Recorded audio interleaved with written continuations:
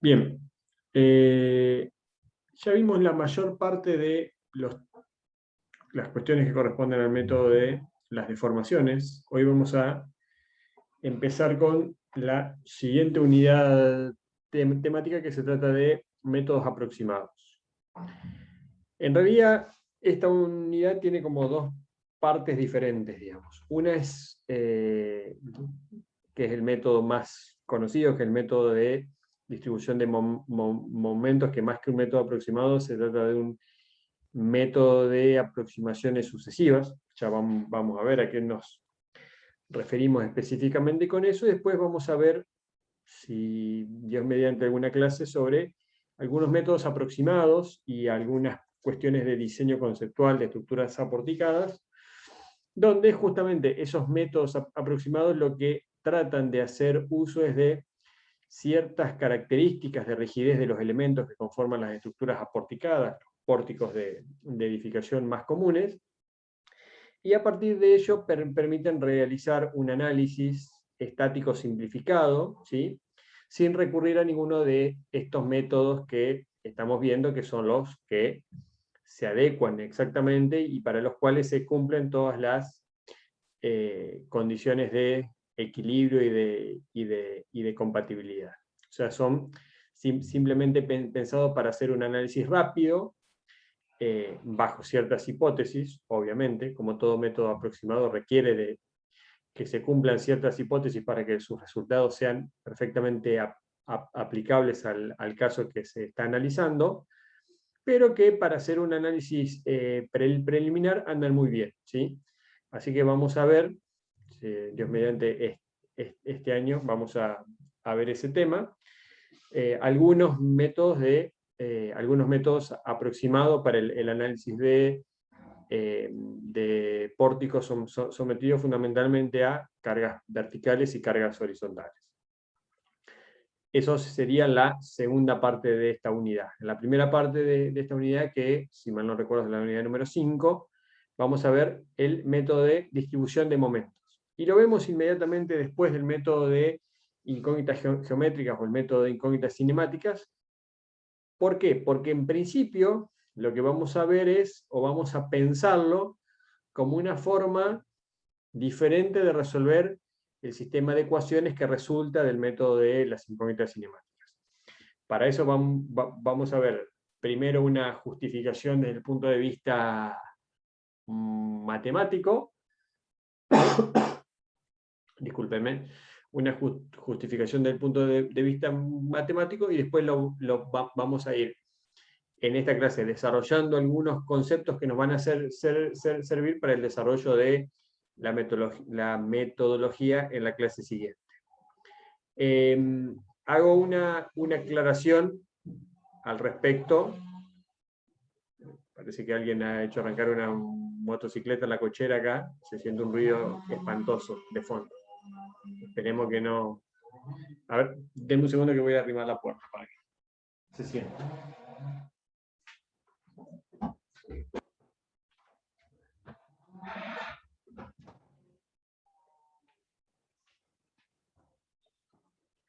Espero que no se sienta demasiado el ruido de fondo. Discúlpenme. Hago una aclaración respecto del método de las incógnitas cinemáticas. Nosotros vimos la semana pasada lo que sería el caso más general de acciones donde analizamos una estructura sometida a acciones estáticas, acciones cinemáticas tales como variaciones de temperatura y seguimiento de vínculos, y vimos también qué pasaba cuando analizamos una estructura que contenía algún vínculo elástico. De esa parte, lo que nos quedaría ver es estructuras con múltiples giros de barra, que en eso yo lo que les comenté es que les iba a compartir una clase grabada, no se las pude colgar en el campus virtual todavía. Les voy a compartir la clase grabada que dimos el año pasado de esto, ¿sí?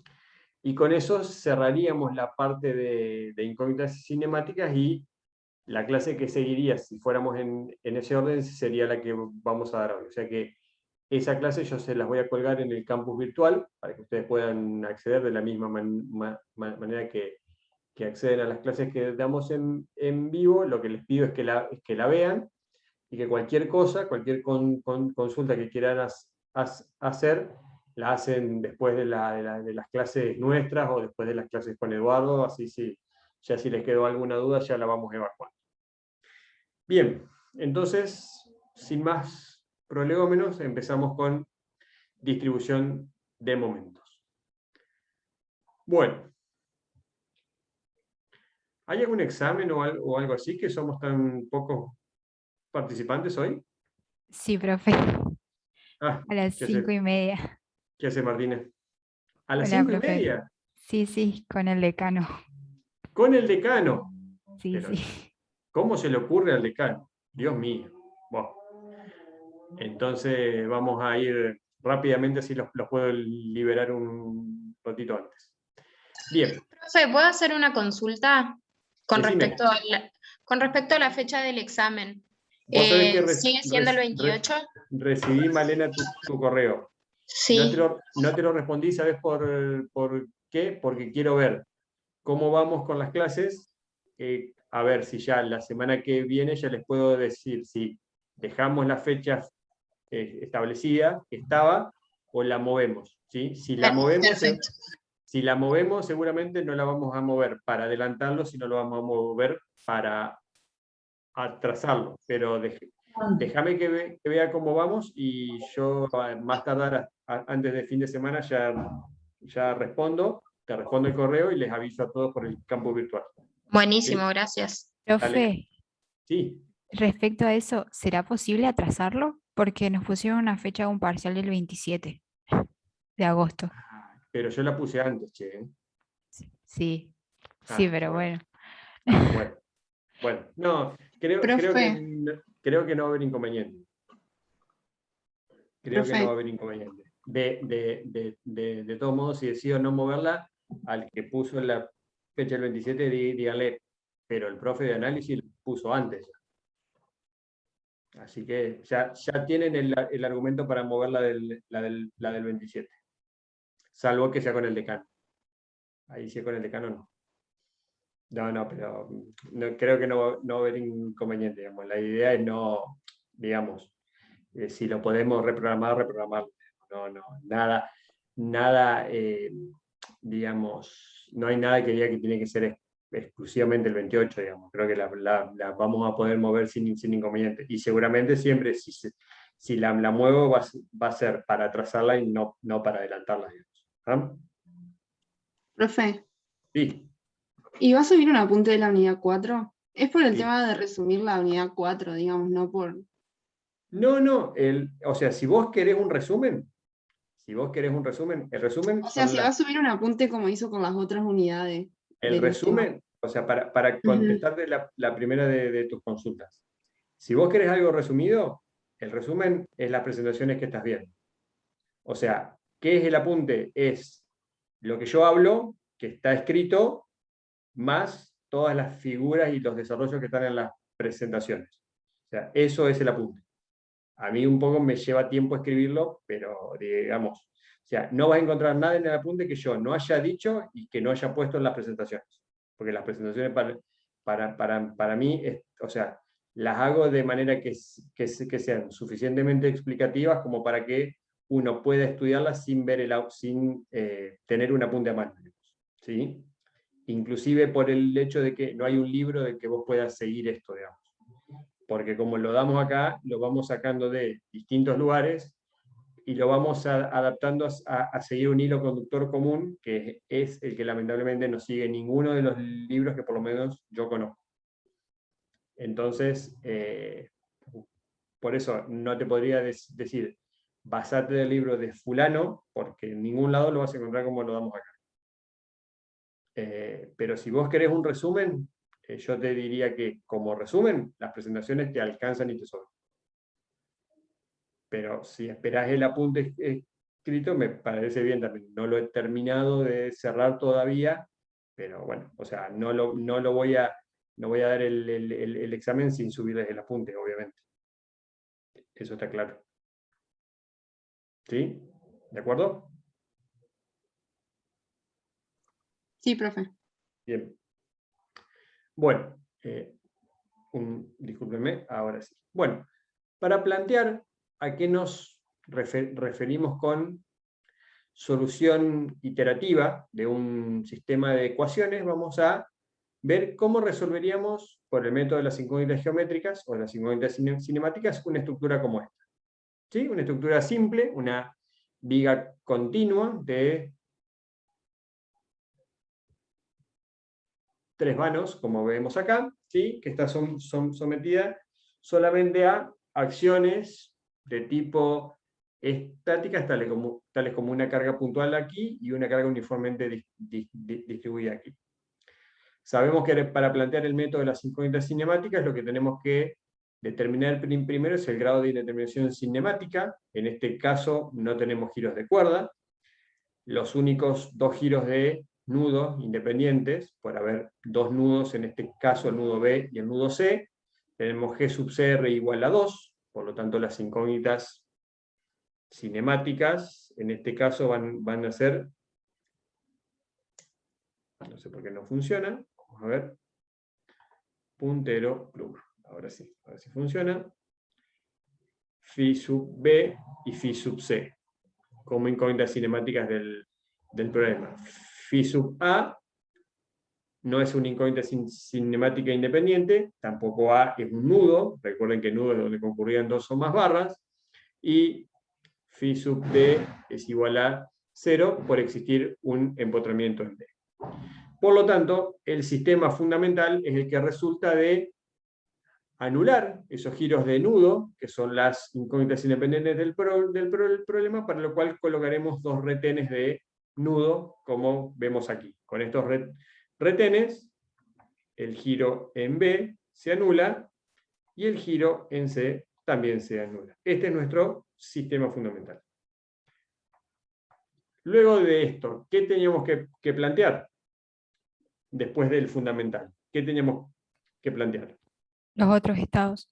Los estados. ¿Cuántos estados en total vamos a trabajar para resolver esta estructura? 3. 3, exactamente. El estado 0 y tantos estados como fuese el grado de indeterminación cinemática de la estructura. El estado 0 es el que vemos aquí, donde resultan estos momentos que, ¿de dónde los puedo calcular? A ver, voy a hablar menos yo y más ustedes, a ver si ustedes pueden seguir cómo sería el desarrollo de la metodología. Con ¿De las dónde? tablas. De las tablas, exactamente. ¿Por qué? Porque esta estructura se comportaría como un conjunto de una barra apoyada y empotrada, por aquí, una barra empotrada y empotrada, por aquí, y una barra empotrada y empotrada aquí. ¿Sí? O sea, cuando colocamos los retenes, lo que hacemos es, o lo que nos queda, es una división de la estructura en un conjunto de barras, empotradas o empotradas articuladas. ¿Sí? Estos momentos, ¿sí? Los que estaban con color azul, recuerden que eran los que existían sobre los extremos de barra, y los que estaban con rojo, por equilibrio, los que aparecían sobre los nudos de la estructura. Si yo dibujo así rápidamente las deformadas, ¿sí? Esta deformada por una carga puntual me quedaría así, y estas deformadas quedarían así, con lo cual estos son los momentos sobre extremo de barra, y consecuentemente los que están con rojo son los momentos en los nudos. En el estado 1, ¿qué es lo que iba a plantear? O en cada uno de los estados adicionales. ¿Qué es lo que planteaba? Los giros o desplazamientos de los retenes. Exactamente. Imponía desplazamientos o giros, desplazamientos y o giros unitarios en correspondencia con los retenes. En este caso que estamos viendo, como solamente tenemos retenes de nudo, imponemos giros unitarios en los nudos. En el estado 1, imponemos un giro unitario en B, por lo tanto, aquí tendríamos, como dice aquí, phi sub B igual a 1. Recuerden que yo lo podía imponer en sentido positivo, como aquí. Recuerden, sentido positivo son giros antihorarios. O los podía imponer en sentido horario sin ningún inconveniente. Lo que tenía que ser consecuente era los momentos que se generaban por esos giros que estaba planteando. ¿Estamos de acuerdo que los momentos que se generan tienen esos sentidos que estamos viendo?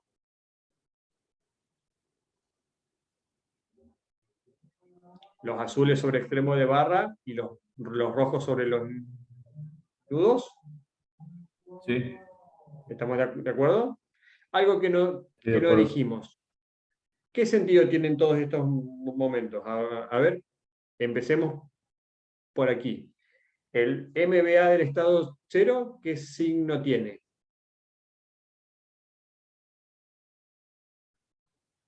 Este. Positivo sobre extremo de barra. ¿Positivo o negativo? Este que estoy marcando acá. Ah, no, negativo. Negativo. Porque es Negativo, horario. exactamente. Bien, negativo. Recuerden, sobre extremo de barra, horario y sobre nudo, sobre extremo de barra, horario y sobre nudo antihorario es negativo. MBC del estado 0, ¿qué sentido?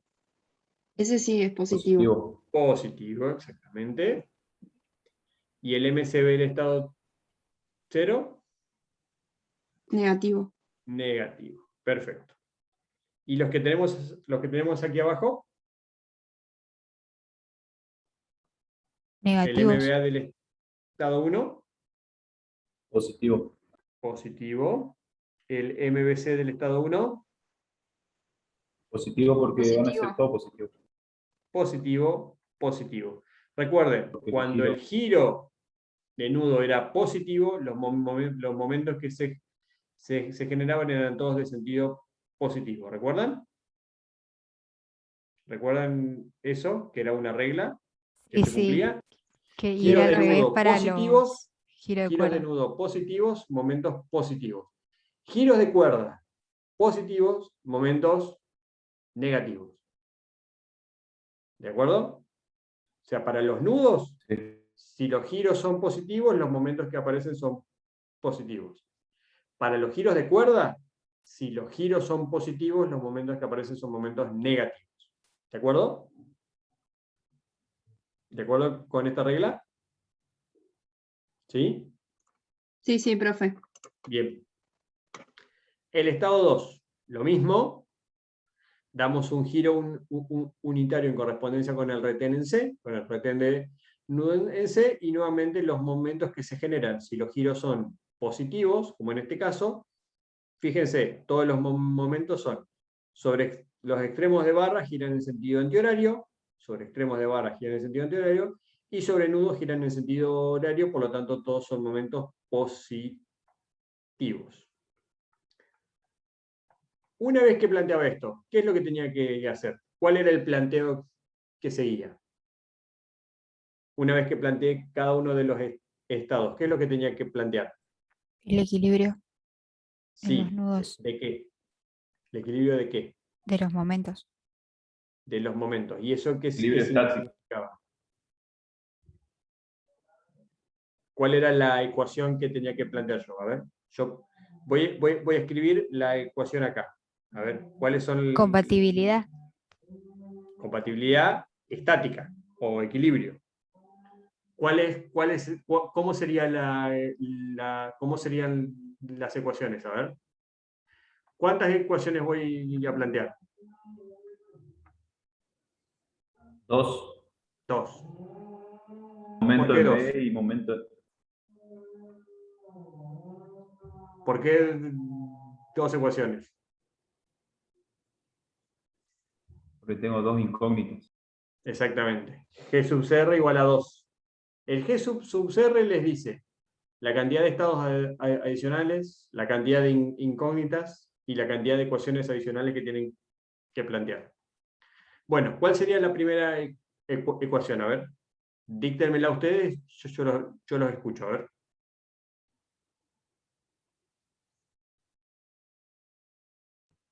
Momento en B Ujú. igual a 0. Ajá. Cuando vos me decís momento en B igual a 0, ¿qué es lo que significa eso? ¿A qué le llamás momento en B? O sea, la ecuación escrita está bien, pero quiero saber a qué le llamás momento en B.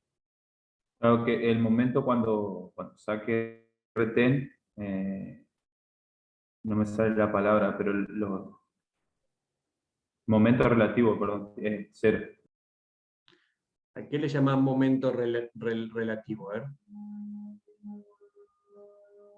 Capaz que estoy confundido con el concepto, pero No, pero, o sea, cuando está bien, pero quiero que precises las palabras para ver, porque quizás te estoy malentendiendo yo y vos estás queriendo expresar algo y no encontrás cómo decirlo. A ver. claro, capaz, cuando saque el nudo, como es, cuando saque el retén, perdón, como es un Sí, nudo, sí. no sé si va bien, pero eh, A ver, no, porque vamos, el giro relativo no. te voy a llevar un segundo más atrás para ver si lo podemos deducir en conjunto. Los demás pueden colaborar, obviamente. No lo dejen solo al compañero. Si yo coloco el retén, ¿qué es el retén? ¿Qué entidad es? ¿O qué hace el retén?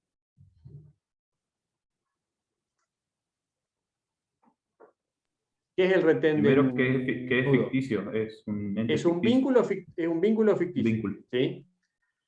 Como tal, si es un vínculo ficticio para lograr su cometido cinemático, o sea, ¿cuál es el objetivo de un vínculo ficticio? ¿Cuál es el objetivo cinemáticamente hablando de un vínculo? Bloquear un desplazamiento. En este caso, el objetivo del vínculo ficticio, o sea, el retén de nudo en B, es bloquear el giro en B. ¿Sí?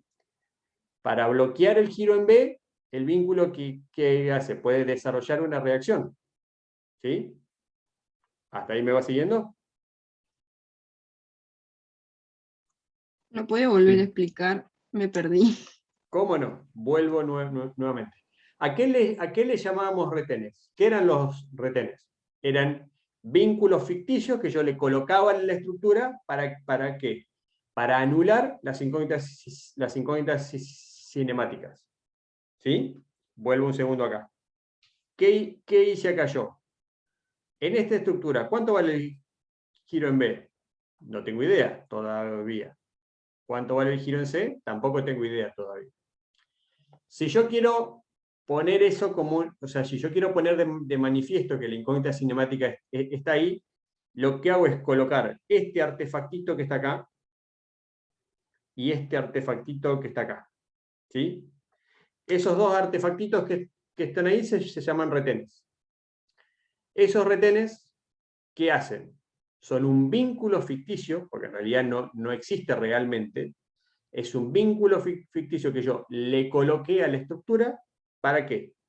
Para anular las incógnitas cinemáticas. O sea, bajo la acción de ese vínculo ficticio que está ahí, ese nudo no puede girar, salvo que yo le imponga un giro, como dicen en los estados adicionales. ¿Sí? ¿Hasta ahí me van siguiendo? ¿Hasta ahí vamos? Sí, profe. Bien. Ahora, ¿qué hace un vínculo? Cuando el vínculo impide un desplazamiento, ¿qué hace? Además, Desarrolla una genera una reacción. reacción. ¿Sí? ¿De acuerdo? Sí, sí. ¿Sí o no? Vamos al caso de una viga simplemente apoyada. Yo tengo una viga simplemente apoyada, que tiene una carga puntual aquí. Todos sabemos que este punto no se va a desplazar y que este punto no se va a desplazar y que deformada va a tomar algo como está aquí. Si este vínculo no estuviese, este punto podría descender. Lo mismo que este punto que tenemos acá. Para que no descienda, ¿qué es lo que tiene o sea, qué es lo que desarrolla este vínculo además? Una reacción así y una reacción así. ¿De acuerdo? Sí, sí, profe. Bueno, así como funciona un vínculo real, como este, o como este, funciona un vínculo ficticio, como este. Pero este vínculo ficticio, que es el retén del nudo, tiene una particularidad, que lo único que hace es impedir el giro y, por lo tanto, ¿qué desarrolla como reacción? Si impide el giro, ¿qué desarrolla como reacción? Un momento. Un momento. Como este vínculo o este vínculo impiden el desplazamiento, ¿qué generan como reacción? Una fuerza. Si este vínculo y este vínculo impiden el giro, ¿qué desarrollan como reacción? Un momento. ¿De acuerdo? ¿Hasta ahí vamos? Sí. ¿Sí? Sí. Bien. Vamos a este estado. ¿Sí? Vamos al estado 0 que tenemos aquí. Yo voy a aislar el nudo B. ¿Sí? Voy a aislar el nudo B. Lo voy a llevar acá. Voy a llevarlo acá arriba. Yo tengo el retén acá. Yo tengo el MBA del estado 0 y tendré acá el MBC del estado 0. Y tengo el retén acá. ¿Sí? Estos momentos, evidentemente, generarán, voy a suponer que este momento es mayor que este momento que tenemos acá. Lo supongo, pero puede ser al revés. Por lo tanto, este nudo está sometido ¿a qué? A un momento, delta M, que va a ser MBA del estado 0 menos MBC del estado 0. ¿Me van siguiendo? Sí. ¿Sí? Ahora, si este nudo no puede girar, ¿quién tiene que desarrollar como reacción un momento igual y de sentido opuesto a delta M?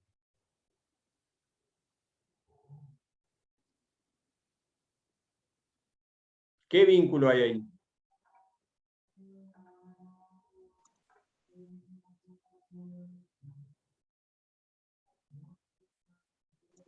¿Quién se encarga de impedir que el nudo gire?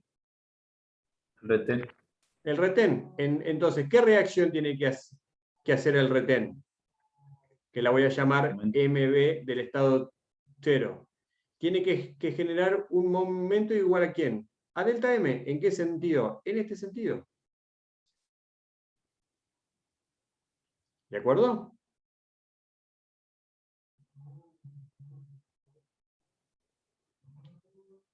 ¿Me van siguiendo hasta ahí o no? Sí, sí, profe. Se entendió ¿Sí? mejor. ¿Ahora se entendió mejor? Bueno. Ahora, si se entendió mejor, decime cuánto vale entonces el MB del estado 1, que sería la reacción en el retén de nudo en B en el estado 1. ¿Cuánto vale? X1 por el delta M en ese estado. No. Olvídate de los X1. MBA Vamos. del estado 1 más MBA del estado 1 más, MBC del estado 1 también.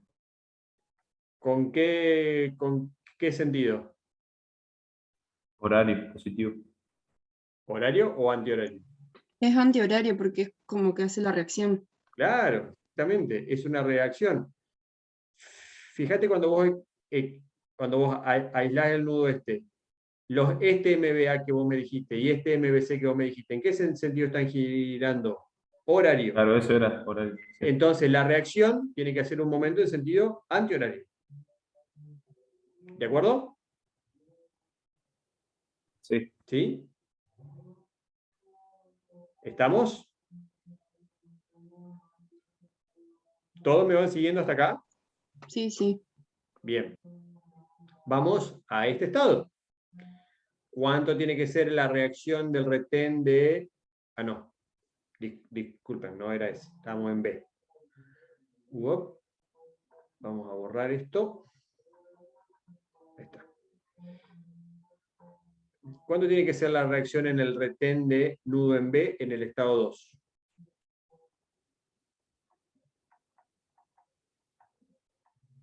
Tiene que ser igual al momento BC. Antihorario. BM, BC del estado 2. En sentido opuesto, claro. Antihorario, ¿sí? Ahora, vuelvo al planteo de la ecuación. ¿Qué significará esta ecuación? ¿O qué me querrá decir esta ecuación? Acuérdense, yo calculé reacciones en el retén de nudo en B en el estado 0, en el estado 1 y en el estado 2. Si yo calculé reacciones en el retén, quiere decir que en mis cálculos el retén existe. Ahora, en la realidad de la estructura, ¿el retén existe o no? No, Bueno, ¿y entonces cuánto tiene que ser la reacción en el retén? 0. 0. ¿Y esto qué es lo que significa? Que el Significa retén no eso, existe. que la reacción en el retén de nudo no existe.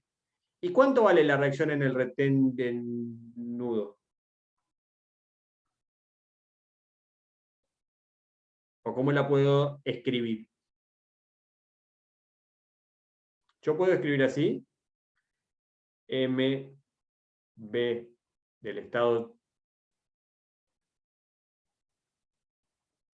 0 más x1 por MB del estado 1 más x2 por MB del estado 2. ¿Puedo escribirlo así? Sí, sí, sí. Sí, es así. ¿Por qué puedo escribirlo así? Por la superposición de efectos. Por la superposición. Porque, ¿qué es lo que yo hice? Yo lo que hice fue decir, bueno, yo descompuse mi estructura en la suma de el estado 0, donde están colocados los retenes y actúan las cargas exteriores, más el estado 1, donde las cargas exteriores ya no actúan y se produce un giro unitario en correspondencia con el retén en B, y el estado 2, donde las cargas ya no actúan y se produce un giro en correspondencia con el retén en C, como vemos aquí. ¿Y por qué yo lo afectaré por estos coeficientes?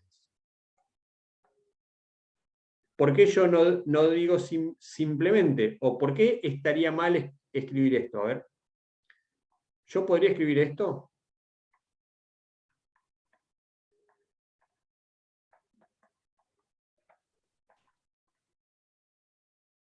No, porque desconoces el valor real del giro en los nudos.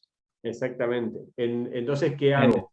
Planteo un valor para el giro de nudo y después afecto esos estados. Recuerden que esto era el estado 1 y esto era el estado 2. ¿Sí? No, disculpen. Esto era el estado E'1 y E'2. Esto era el estado 2 y esto era el estado 1. Yo afecto a los estados propuestos, el 1 y el 2, voy a poner acá, E1, E2 son estados propuestos. Profe, la ecuación en rojo estaría válida, pero es para un giro unitario. En este caso no sabemos cuánto es Exacto. O sea, el giro. esto es si vos conocés cuánto vale phi sub b y cuánto vale phi sub c. ¿Sí? ¿Estamos? Pero acá, para este estado, phi sub c vale 1 y para este estado, phi sub b vale 1. ¿Sí? ¿De acuerdo?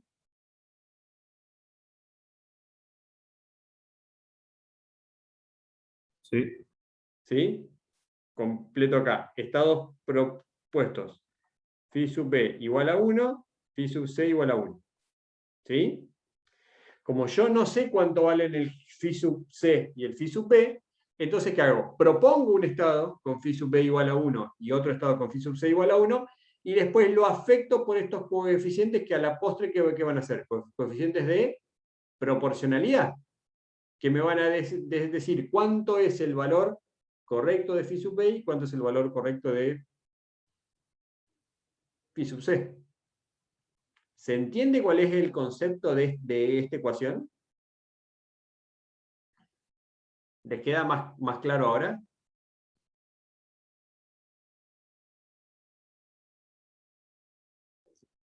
Sí, profe.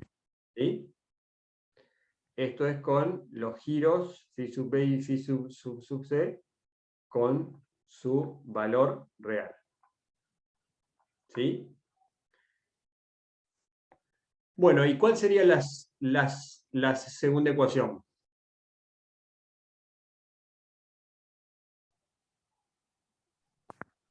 Momento en C igual a 0. Exactamente, momento en C igual a 0. Que significa que conceptualmente, como el retén en C no existe, es un vínculo ficticio que propuse yo, su reacción tiene que ser nula para la suma de los estados en que yo descompuse mi problema. Entonces yo digo, bueno, voy a hacer MC del estado 0 más X1 por MC del estado 1 más X2 por MC del estado 2. ¿Sí? Y los coeficientes son los mismos que antes. ¿Sí? Los coeficientes son los mismos que antes. ¿Por qué? Porque en el estado 1 y en el estado 2, los giros propuestos son los mismos para los cálculos de las reacciones en el retén en B y para el cálculo de la reacción en el retén en C. Y esas son las incógnitas del problema. Y también que cuando yo determine X1, eso me va a decir cuánto vale phi sub b, y cuando yo determine cuánto vale X2, esto me va a decir cuánto vale phi sub c, que es el resultado justamente de las incógnitas cinemáticas del problema. ¿Estamos de acuerdo? Sí, profe. ¿Sí? ¿Quedó más claro ahora para los que estaban con alguna duda?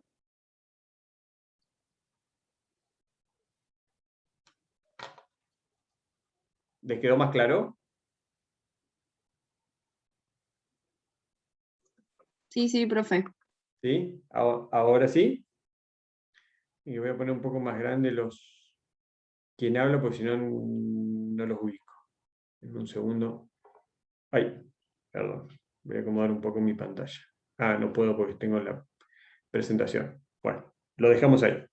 Bien, entonces, esta es la ecuación.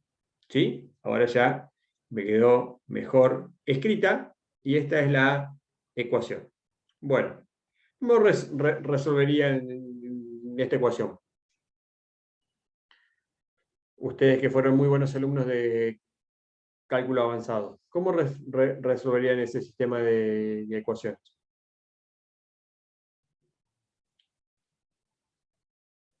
No me digan ni con la calculadora ni con Excel, díganme algo más específico. ¿Qué formas tienen de resolver un sistema de ecuaciones? ¿O qué maneras?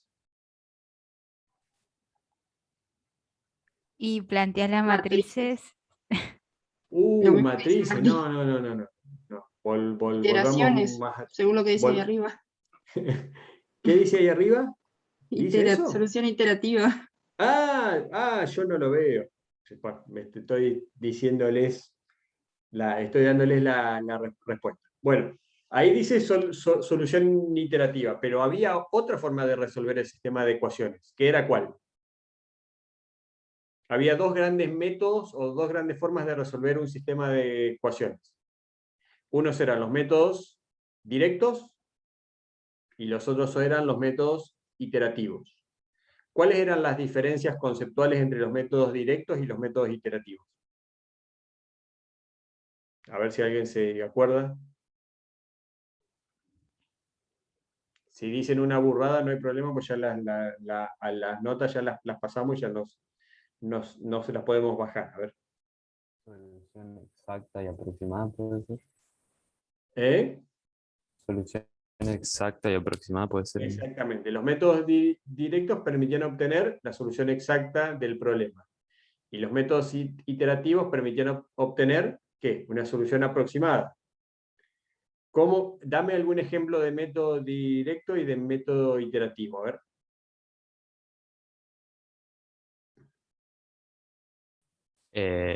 La resolvente, por ejemplo, exacto era. La resolvente no resuelve un sistema de ecuaciones. Ya Bueno, arrancamos mal. no me acuerdo. No. Puede Gauss-Jordan. ser como dijo Marco. Gauss-Jordan. Ahí está. Salió. Gauss-Jordan. Gauss-Jordan, ¿qué era?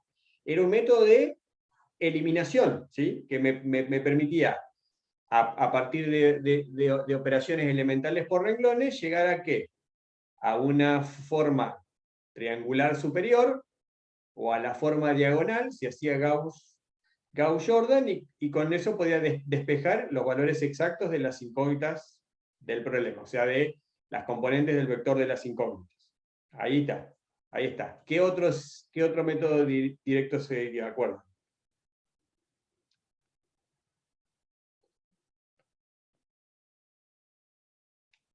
Otro método directo, por ejemplo, era factorización. ¿Sí? ¿Se acuerdan de factorización en LU? Sí, sí, me acuerdo. No me digan que no se acuerdan porque me clavo una daga acá en el corazón y chao, se termina la clase. Sí, Bueno, profe. esos eran métodos directos, a partir de los cuales, planteando una serie de pasos de resolución, permitía llegar a la solución exacta del problema. O si no, si tengo un sistema como esto, despejo, hago por sustitución.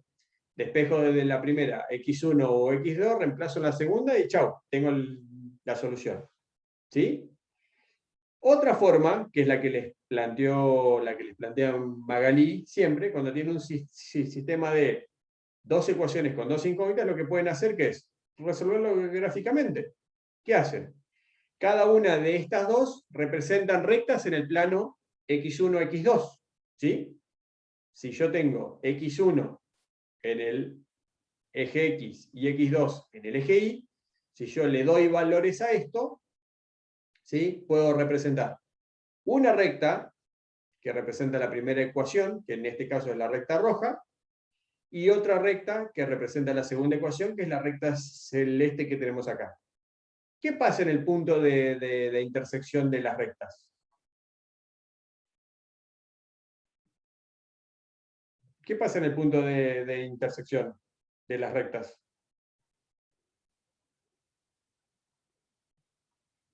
La solución. Tengo la solución, exactamente. Donde las rectas se intersectan, ambas funciones tienen el mismo valor, por lo tanto ahí tengo la solución del sistema de ecuaciones. Entonces, si yo encuentro este punto acá, donde acá x1 es un poquito más que 0,4 y x2 está entre 2 y 2,5. ¿Qué encontré acá? ¿Qué encontré en este punto?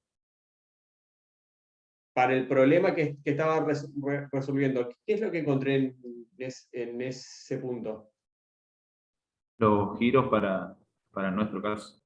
Los giros. ¿Y esos giros qué representan en la estructura?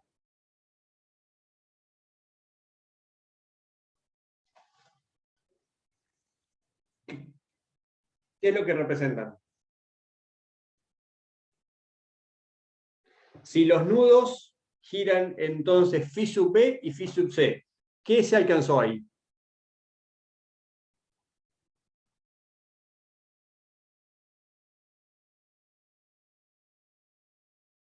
¿Qué es lo que se alcanzó? A la solución, Sí, ¿y qué al significa esa valor de la incógnita. Ajá, ¿y qué pasa? ¿Qué le pasa a la estructura? Si yo giro artificialmente, si yo digo phi sub B lo voy a girar, el ángulo que me da esta solución, phi sub C lo giro el mismo ángulo. ¿Qué le pasa a la estructura ahí?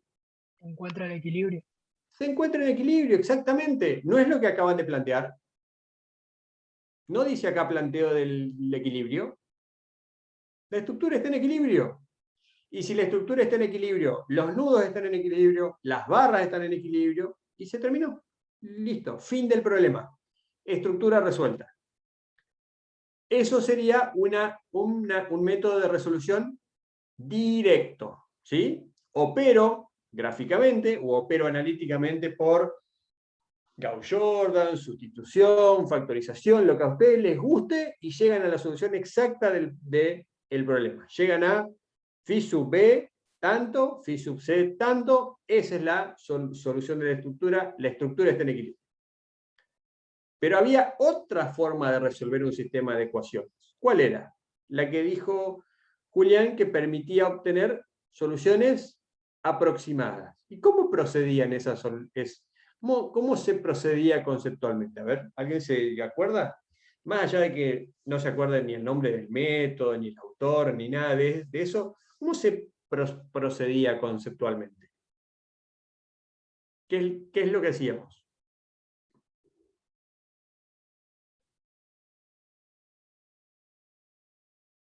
¿Alguien se acuerda?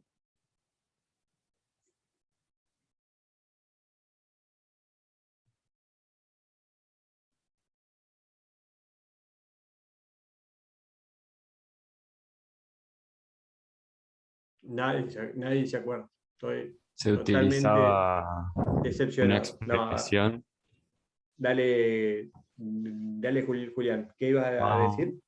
más o menos, digamos, que se utilizaba una expresión, dos puntos, y se iba acercando, digamos, calculando el Ajá. error, algo O así. sea, vos tenías dos maneras distintas de proceder, que estaban identificados con dos de los nombres de los métodos. Uno era el método de Jacobi y el otro era el método de Gauss-Seidel, que operaban un poco diferente. ¿Qué decía Jacobi? Jacobi decía, yo propongo un vector solución, y en términos de ese vector solución, lo meto en una expresión y calculo una nueva versión del vector solución.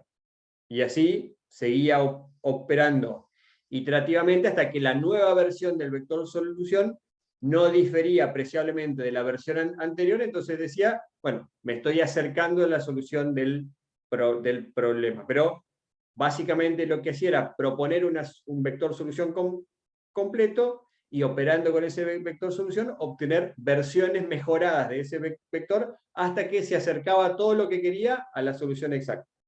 ¿Sí? ¿Se acuerdan de eso?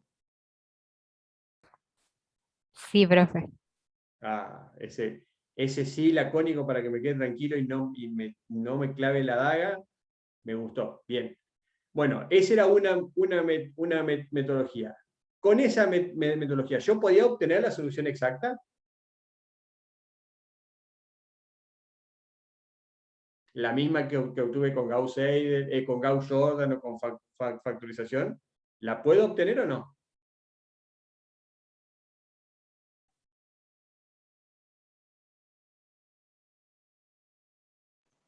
No, ¿Puedo llegar con un método iterativo a la solución exacta?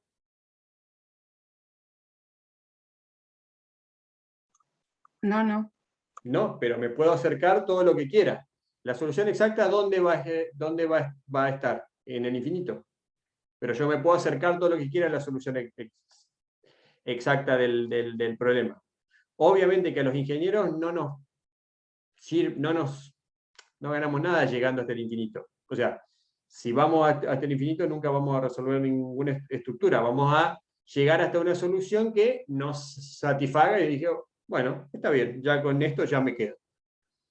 Otro método, que era Gauss-Seidel, lo que hacía era proponer el valor de una de las incógnitas y en términos de las otras ecuaciones, calculaba el valor de las otras incógnitas e iba ajustando los valores de las incógnitas individualmente hasta que se acercaba nuevamente a la solución exacta del problema, tanto como se quisiera.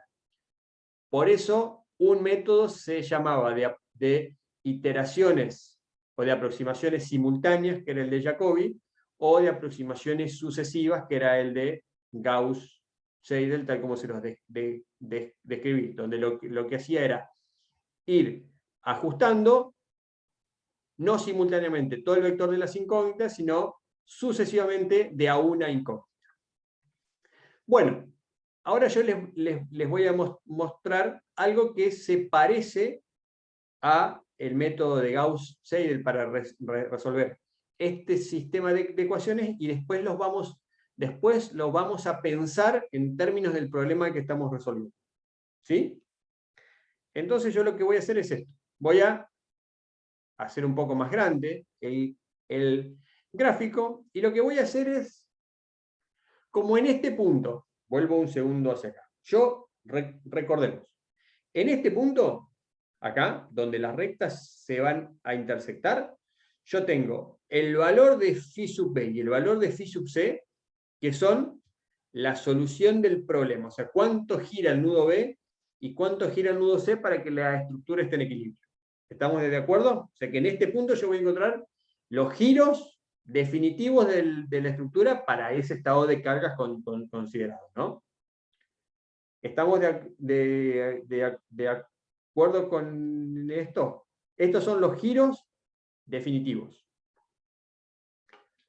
Entonces yo lo que voy a hacer es esto. Yo voy a empezar voy a proponer, esto es una propuesta, propongo una rotación inicial para el nudo C de la estructura.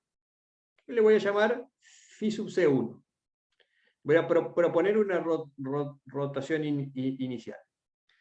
Después, con esa rotación inicial, recuerden que acá teníamos, en este eje teníamos x2 o phi sub c, y en este eje que está acá teníamos x1 o phi sub b.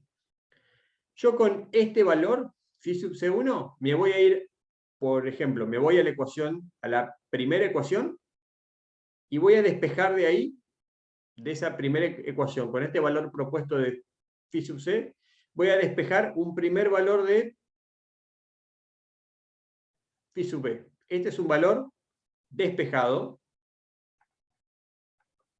a partir de phi sub c, que es un valor, repito, propuesto. Y ahora lo que voy a hacer, ¿qué es? Voy a operar distinto. A partir del valor calculado recién de phi sub b1, me voy a ir a la otra ecuación y voy a calcular un nuevo valor de phi sub c, que le voy a llamar phi sub c2. Recordemos, este es el propuesto, este es el primero que calculé, y este es el segundo que calculé. Obviamente, si yo quiero calcular un valor distinto para phi sub c, no me puedo volver a la misma ecuación anterior, sino que ahora uso la otra ecuación. Esto era la ecuación 1 y esto era la ecuación número 2. Entonces me vengo a la ecuación número 2 y despejo un nuevo valor de phi sub c2. Este es otro valor calculado. Y ahora lo que voy a hacer es repetir el procedimiento. A partir de phi sub c2, ¿sí? A partir de phi sub c2, me voy a la primera ecuación como antes y despejo un nuevo valor de phi sub b. Phi sub b2. ¿Sí? ¿Qué les parece que estoy haciendo?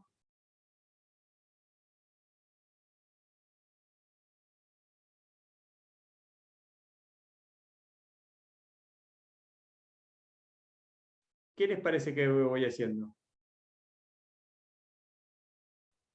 Iterando. Iterando. ¿Y qué estoy haciendo?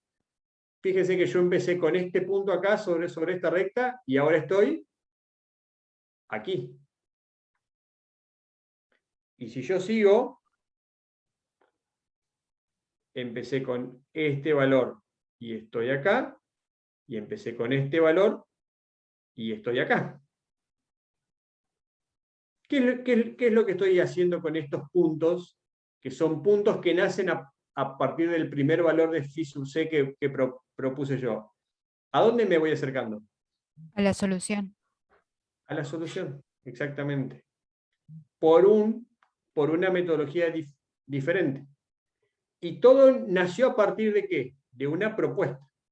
Yo propuse un valor de phi sub c, vamos a llamarlo así. Este es el primer valor, este es el segundo valor, este es el tercer valor, este es el cuarto valor, ahora vuelvo, llevo al quinto valor acá, quinto, y obviamente ya cuando estoy acá, en este punto, estoy prácticamente en el punto de intersección. No estoy sobre el punto de intersección, pero me encuentro tan cercano que yo voy a decir, bueno, el último giro que obtuve, phi sub b3 es prácticamente igual a phi sub b, y phi sub c3 es prácticamente igual a phi sub c. Entonces, fíjense lo que hice. Y no pongo igual acá, porque yo para poner igual tendría que seguir iterando hasta el infinito. Pero ya pongo aproximadamente igual y me quedo con esa solución. Entonces, ¿qué es lo que hice conceptualmente? ¿Cómo fui de este valor phi sub c1 a este valor phi sub c2? Recuerden, yo empecé por acá, propuesto. Para ir de phi sub c1 a phi sub c2, yo hice una corrección del ángulo.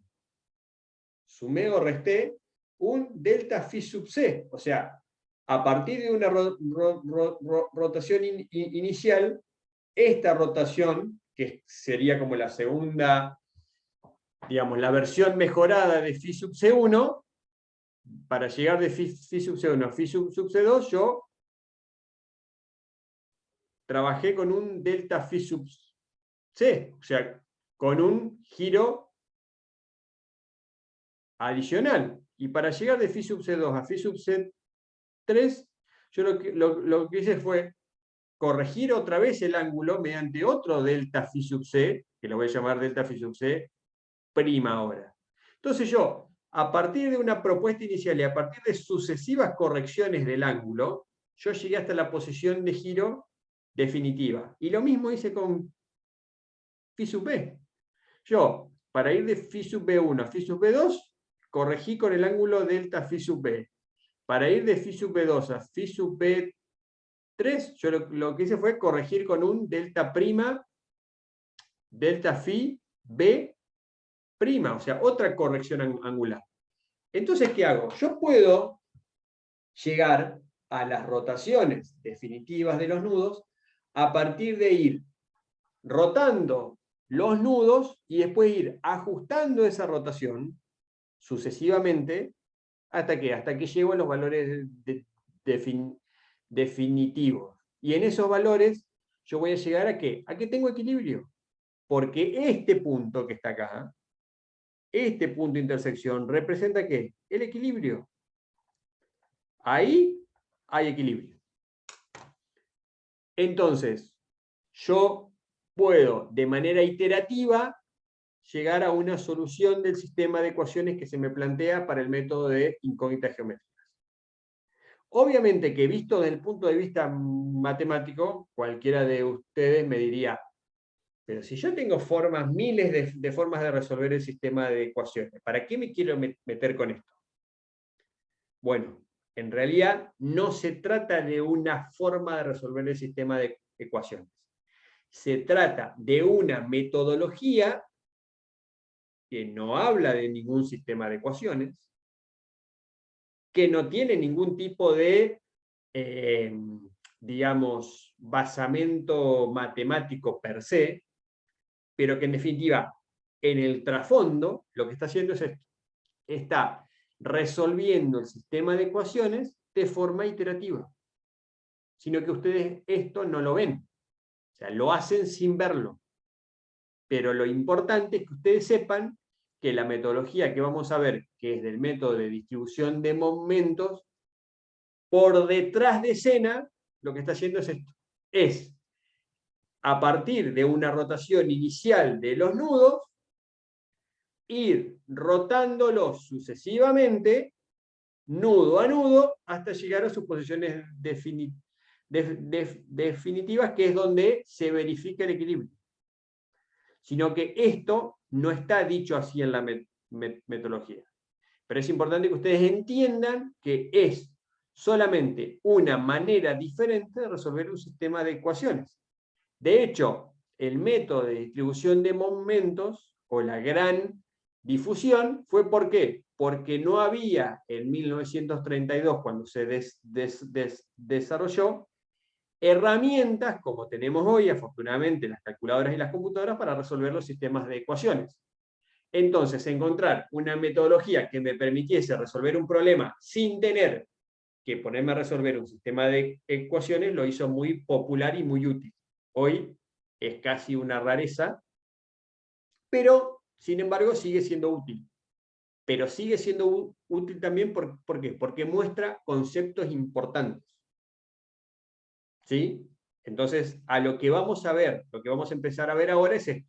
Son conceptos que vamos a utilizar para resolver una estructura por distribución de momentos, pero ustedes ya entienden o ya pueden ver que, en definitiva, lo que van a hacer, o la metodología que van a aplicar, lo que hace es resolver el sistema de ecuaciones que resulta del método de las incógnitas geométricas de manera iterativa. ¿Queda claro el concepto este? Más allá de que todavía no vieron el método, pero queda claro cómo llegamos a la solución del sistema de ecuaciones de manera iterativa. Sí, profe. ¿Sí? ¿Alguna duda al respecto hasta ahora?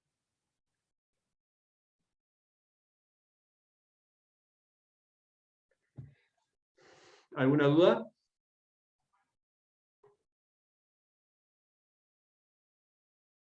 ¿No? Bien, bueno, continuamos. Bueno, entonces, solución iterativa. El procedimiento convergerá la solución y puede avanzarse todo lo que se deseen sus sucesivas correcciones de los ángulos de rotación, o sea, los delta phi, que les comentaba, para llegar tan cerca como se quiera a la solución exacta. El procedimiento se puede detener, o sea, puedo dejar de hacer las iteraciones cuando el valor del ángulo corregido, que en este caso los nuestros son phi sub P1, phi sub P2, phi sub P3 y en adelante, cuando el phi sub P de la iteración i más 1 difiera una magnitud lo suficientemente pequeña del valor anterior, o sea que al efecto de cálculo avanzado es cuando la nueva versión del vector solución es prácticamente igual a la versión anterior, no conviene seguir iterando porque ya estoy muy cerca de la solución exacta. Entonces, ¿cuál es la interpretación conceptual? La que comentábamos recién. Este procedimiento, que es matemático, el que vimos, implica que partiendo de una rotación arbitraria en uno de los nudos, se llega al valor final de la rotación de cada nudo mediante sucesivas correcciones o mediante sucesivas rotaciones cada vez más pequeñas hasta que cada nudo ha rotado o ha girado lo suficiente para establecer el equilibrio. Recuerden que en ese punto, ¿qué pasaba? Si hay equilibrio, ¿necesito el retén? No. Porque no hay, si hay equilibrio, no hay un delta M. Si no hay delta M, el retén, ¿para qué lo voy a poner si no hay ningún momento para equilibrar? ¿Sí? Entonces, en ese punto donde los retenes no existen, es el punto de equilibrio. ¿Sí? Fíjense, una cuestión que no comenté. ¿Cómo son las sucesivas rotaciones? ¿Cómo es delta phi sub c' respecto de delta phi sub c, y mucho más reducida. Y si sigo iterando, las sucesivas rotaciones van a ser cada vez más reducidas, ¿sí? Entonces, lo que va girando el nudo a medida que yo voy avanzando con el proceso iterativo es cada vez menor, o sea que las correcciones son cada vez menores, o sea que eso implica que el procedimiento siempre va a ser convergente.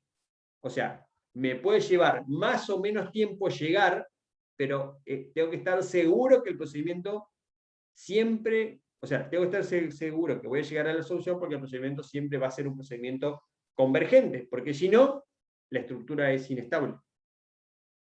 Y yo parto de que la estructura esté en equilibrio.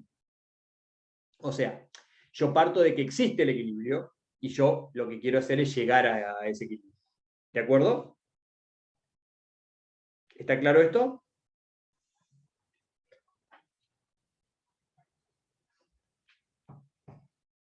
¿Estamos claros? Sí, profe. ¿Sí? Bien. Bueno, empecemos con conceptos importantes de el método de distribución de momentos. Primer concepto importante. Rigidez de nudo. Aparece un concepto que hasta ahora no habíamos visto, que es el de la rigidez de nudo. Y cualquiera diría, sí, pero hablamos mucho de la rigidez de las barras, pero nadie me dijo que el nudo tenía rigidez. Hablamos de nudo rígido, de aquel nudo que cuando rotaba y se desplazaba, las barras seguían formando el mismo ángulo previo que tenían, o sea, seguían formando un ángulo igual al ángulo previo antes de la deformación. Ese era el concepto de nudo rígido. Pero no habíamos hablado del concepto de rigidez de nudo. Sí habíamos hablado del concepto de rigidez de barra, pero no habíamos hablado del concepto de rigidez de nudo. Y tiene una definición.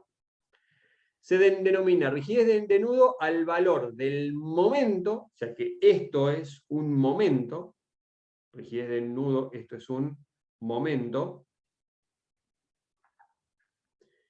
al valor del momento aplicado en el extremo de una barra para producir en dicho extremo, o sea, en el mismo extremo donde está aplicado el momento, una rotación de la tangente a la deformada de valor unitario.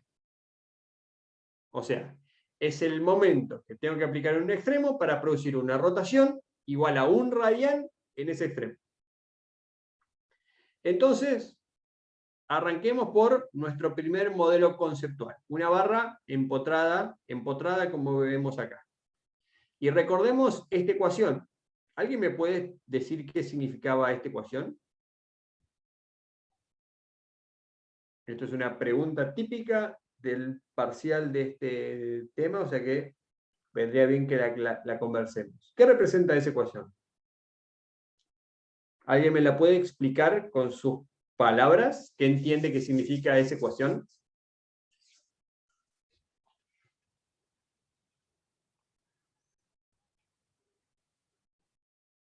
Es una ecuación que ya la vimos, que ya la trabajamos, que ya la dedujimos. ¿Qué representa esa ecuación?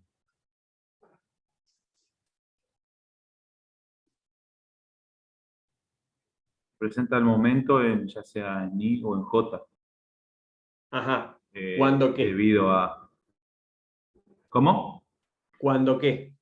El momento cuando sucede qué. Cuando tenemos, bueno, ahí tenemos varios términos, hay cargas exteriores, un giro en I, aparece un giro en J, y también un giro de cuerdas.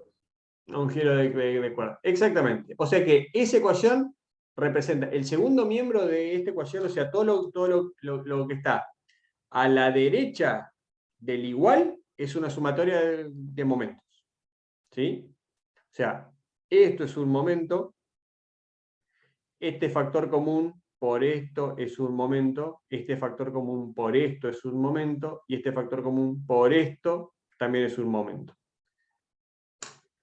Esto es el momento que se genera, si es M, I, J, es el momento que se genera en el extremo I de la barra IJ cuando actúan las cargas exteriores, ¿Y qué pasa con los nudos?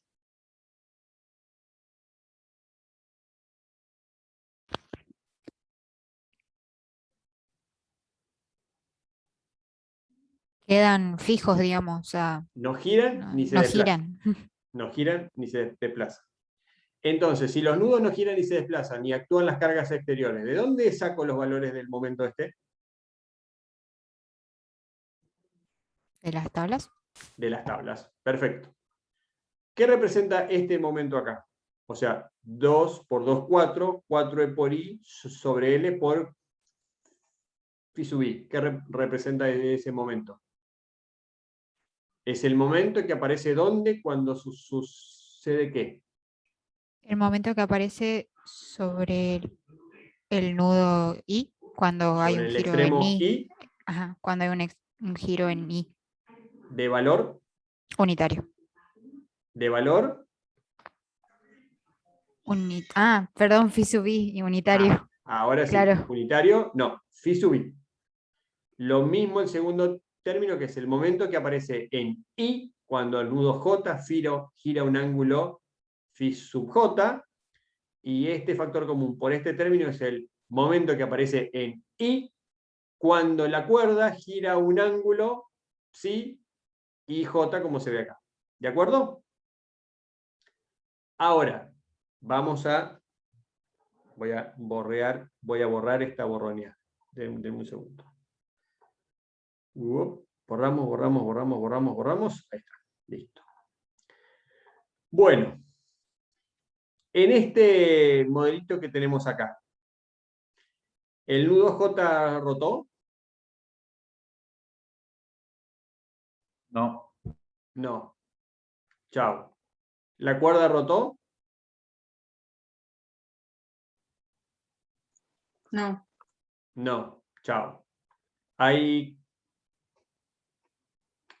cargas exteriores? No. No. Chao. ¿Cuánto vale el momento? ¿Cuánto vale el momento en I? Cuando el nudo I gira un phi sub i igual a 1. ¿Cuánto vale el momento? O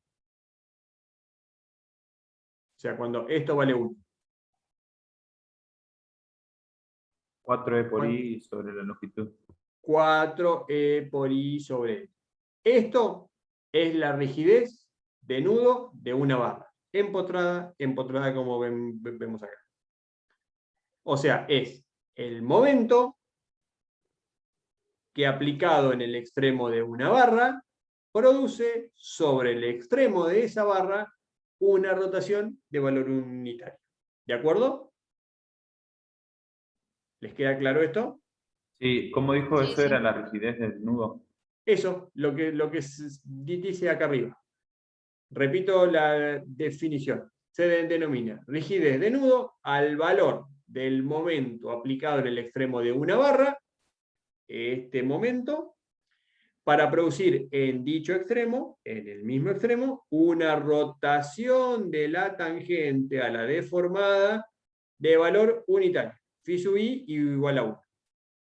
Entonces, bajo estas consideraciones, el momento que aparece en el extremo I vale 4e por i sobre L. Y esto lo llamamos como rigidez. K sub i de la barra IJ, como vemos ahí. ¿Se entiende?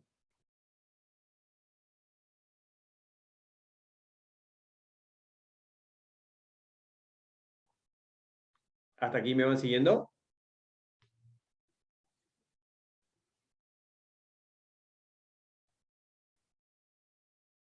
Sí, profe. Bien. ¿Qué pasa ahora con la rigidez de nudo? Ay, perdón, toqué mal la tecla. ¿Qué pasa con la rigidez de nudo de una barra empotrada y apoyada? Fíjense, ¿qué es lo que se modificó acá? Que el extremo J, ¿cómo está? Libre Está de libre girar, de ser. digamos. Articulado. Bien, exactamente. ¿Qué significaba esta expresión? Esta.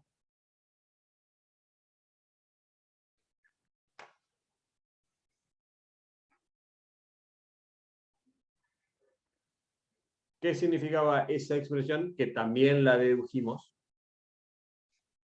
¿Qué significaba esa expresión?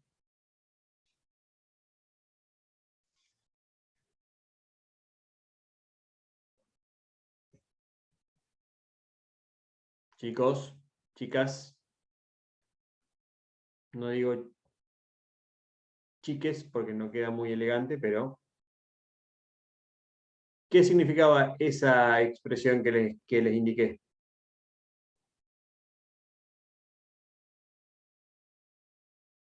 ¿Qué era eso?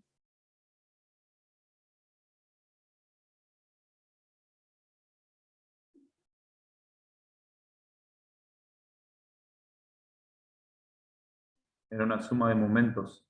Bien, ahora ¿cuáles son los que- momentos? A ver. sí, que en este caso no es empotrado, Ujú. sino empotrado y apoyado. Bien, Y este los momento, momentos, sí. este momento, a ver, ¿cómo se calcularía?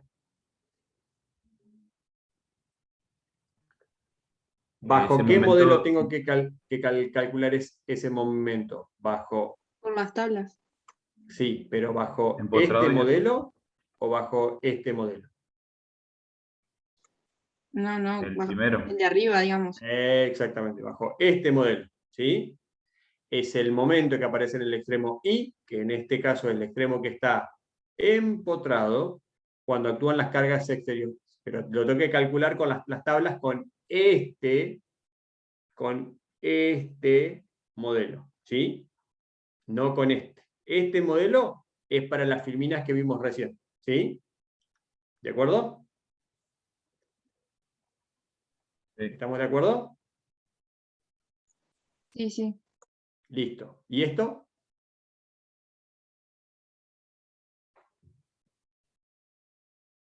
Uno es el momento debido a un giro phi sub i, Ujú. y el otro ¿Y es el a un otro? giro de cuerda. Y el otro el giro O de sea, cuerda. y opuesto. Exactamente. Bueno, espérate que vuelvo a borrar el mamarracho este que dice acá. Borramos esto y borramos esto. Bueno, bajo este modelito que estamos viendo acá. Bajo este modelito que estamos viendo acá. ¿Cargas en barras hay? No, No. Chao, este término que tenemos acá. ¿Giros de cuerda hay? no. Chao, este término que tenemos acá. Si la rotación vale 1, ¿cuánto vale el momento? Si esta rotación es igual a 1. ¿Cuánto vale el momento? 3G por I sobre la longitud de la barra. 3C por I sobre L. Y a esto lo llamamos rigidez de una barra empotrada articulada. ¿Sí? Recuerden que K sub IJ era, el MIJ era igual a 4E por I sobre LIJ. Esto era para una barra empotrada. Esto es para una barra empotrada articulada. ¿Estamos de acuerdo?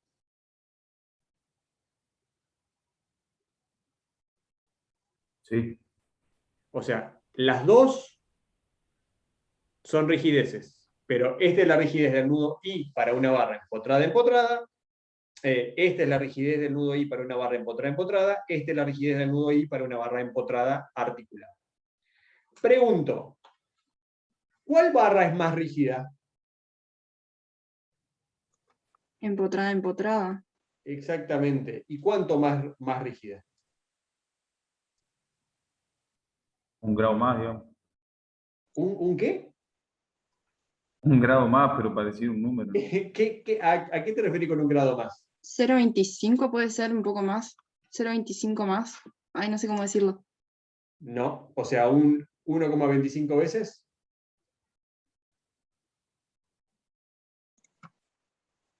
O 0,70. No sé cómo decirlo. Bueno, o sea, ¿cuánto es la rigidez de una barra articulada respecto de la rigidez de una barra empotrada? Digámoslo al revés. La rigidez de una barra articulada es el 75% de la rigidez de una barra empotrada. ¿Sí? ¿A eso te referías? Claro, sí, a eso. Y el recíproco, ¿qué es? 1 sobre 0,75 es 1,33 periódico. O sea, una barra. A ver, para decirlo así. Yo necesito un momento un 33% mayor para producir un giro unitario en una barra donde el extremo opuesto esté empotrado respecto del momento que necesito para generar el mismo giro para una barra de la misma longitud y de las mismas características cuando el extremo lejano está articulado. Ese sería el concepto que nos ilustra la rigidez. ¿Sí? O al revés, yo diría, yo necesito un momento igual al 75% del momento que necesitaría para generar una rotación unitaria en una barra empotrada, para generar la misma rotación para una barra donde el extremo lejano está articulado. ¿Sí? ¿Se entiende el concepto de rigidez de nudo?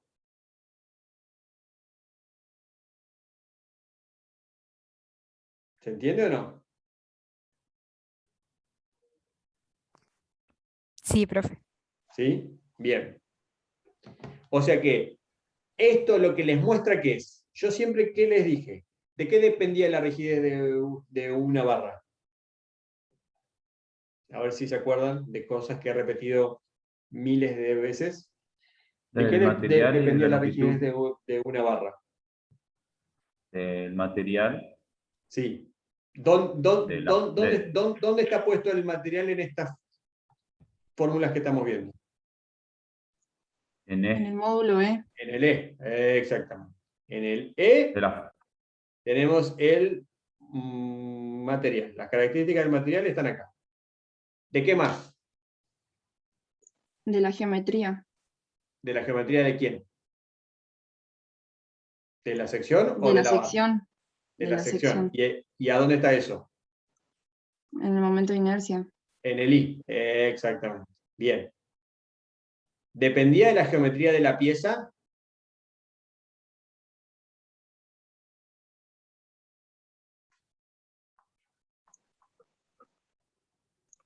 Y sí, porque está señalando la longitud de la barra. Y sí, estoy señalando la longitud. Si yo tengo una barra larga, muy larga, ¿me va a costar más o menos deformarla?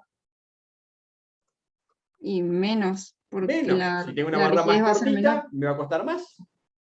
Exactamente. Una barra corta es mucho más rígida que una barra larga, obviamente. ¿Sí? Eso está claro. O sea, por eso la longitud está abajo.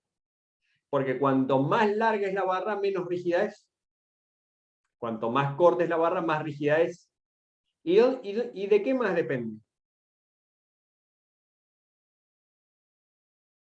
¿De qué más depende? ¿Qué es lo que estamos viendo ahora? como La vemos acá, del vinculación. tipo de apoyo. De la vinculación, exactamente. Fíjense. Una barra cuyo extremo alejado está impedido de girar es mucho más difícil de deformar, un 33% más difícil de deformar, que una barra cuyo extremo alejado puede rotar libremente. Y es lógico, porque yo, además, si yo quiero rotar este nudo que tenemos acá, y este nudo no puede girar, yo lo voy a empotrar. Y bueno, voy a tener que hacer un momento mucho más importante. ¿Por qué? Porque además tengo que vencer la restricción de este vínculo que impide que el nudo gire. En cambio, si yo lo dejo libre y quiero rotar, fíjense, ¿hay alguna restricción en en el extremo derecho? No. Fíjense, rota libremente. Lo único que yo hago es imponerle restricción al desplazamiento. Pongo el apoyo que tenemos ahí, pero después, ¿qué hago? Aplico libremente un momento en uno y otro sentido, y esto gira libremente acá. Entonces, recapitulando, la rigidez de una barra depende de la geometría de la barra, de la geometría de la sección, del material y de la vinculación del extremo opuesto. ¿Estamos claros con esto? ¿Les queda claro? ¿Les redondea el concepto de rigidez, lo que estamos viendo?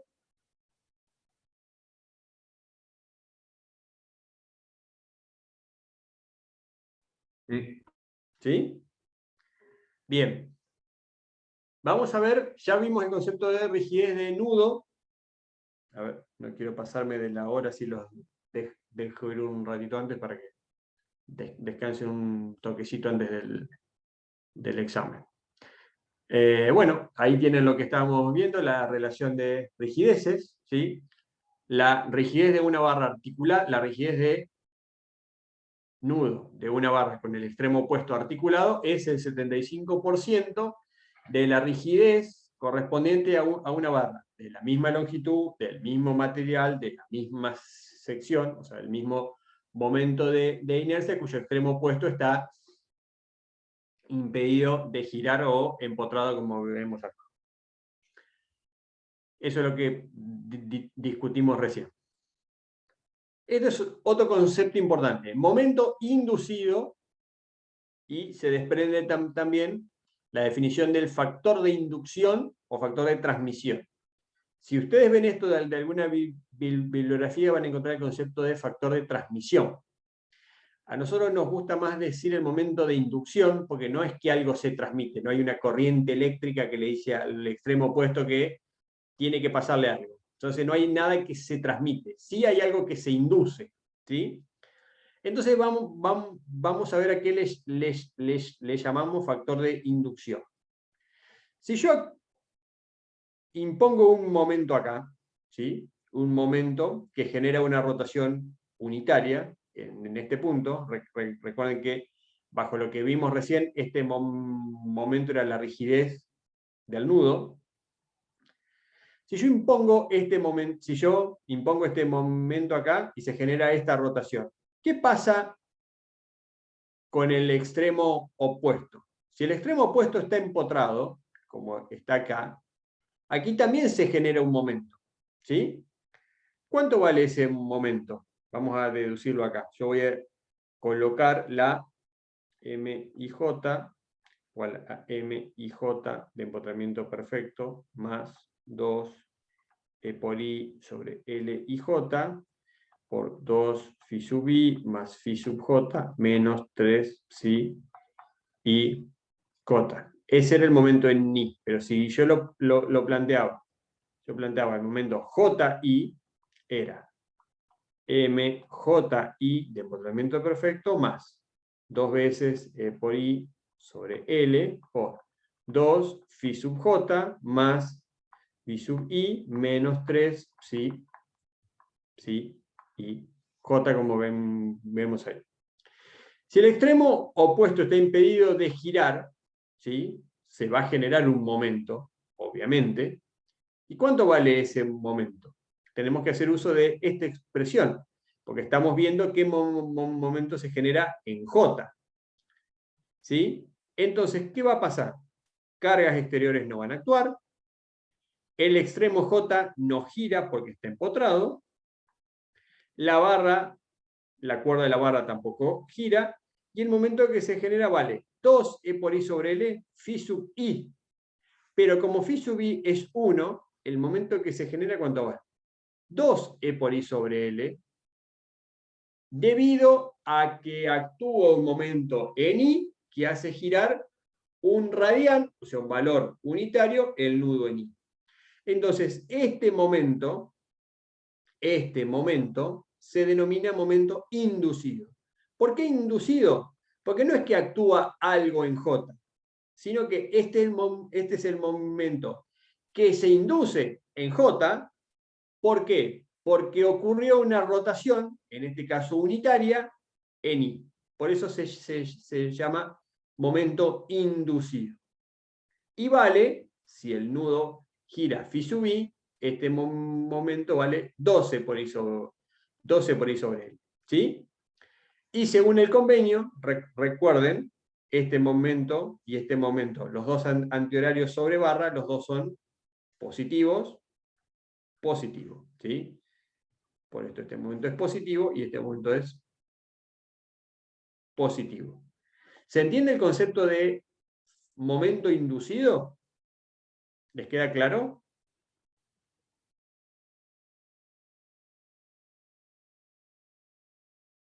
Sí, profe. ¿Sí? Bueno, y ahora vamos a definir lo que es el factor de inducción. ¿Qué es el factor de inducción? Lo vamos a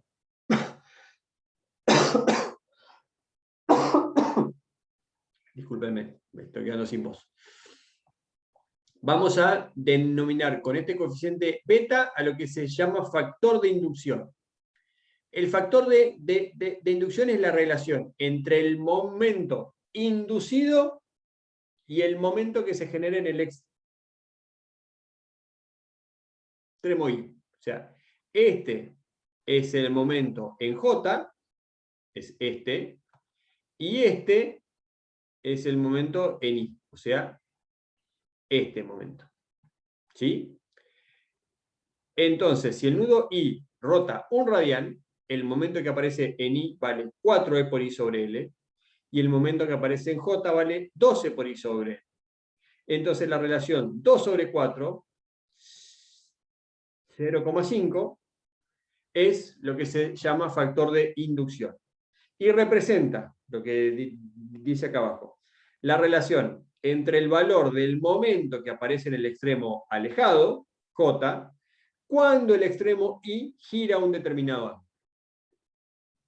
Que puede ser unitario, como en este caso, o puede ser cualquier otro valor. Porque si phi sub I es distinto de 1, el momento en I vale 4 E por I sobre L y J por phi sub I, y este momento vale MJI 2 E por I sobre L y J phi sub I.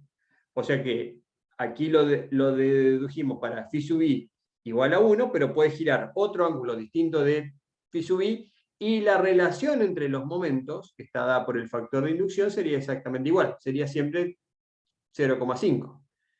Porque si el momento, si en este nudo, en I, gira, aparecerá un momento en I, y el momento que aparece en J siempre lo voy a poder calcular en función del momento en I, a partir de este coeficiente de inducción. O sea, siempre el momento que aparece en J vale la mitad y es del mismo signo que el momento que aparece en I cuando gira el nudo I. Ese es el concepto de factor de inducción. ¿Se entiende? ¿Se entiende? Sí. Sí, profe. ¿Sí? Bien. ¿Cuál será el factor de inducción para este modelo, para una barra empotrada articulada? ¿Cuánto vale el momento en J? 0, 0. Entonces, ¿cuánto vale el factor de inducción? 0. 0. ¿Por qué? Porque para cualquier momento que aparezca en I, como el momento que aparece en J, es nulo, el beta siempre va a ser igual a 0 para cualquier rotación que aparezca en I. O sea que nunca hay inducción de J a I si el extremo J es un extremo articulado. Porque si el extremo J puede girar libremente, no van a aparecer momentos. ¿De acuerdo? ¿Estamos claros? Sí, profe. ¿Sí? Bien. Vamos a dejar acá, porque si arranco con esto, tengo que seguir. Y no los quiero demorar mucho porque tienen el parcial. Así que paro la grabación.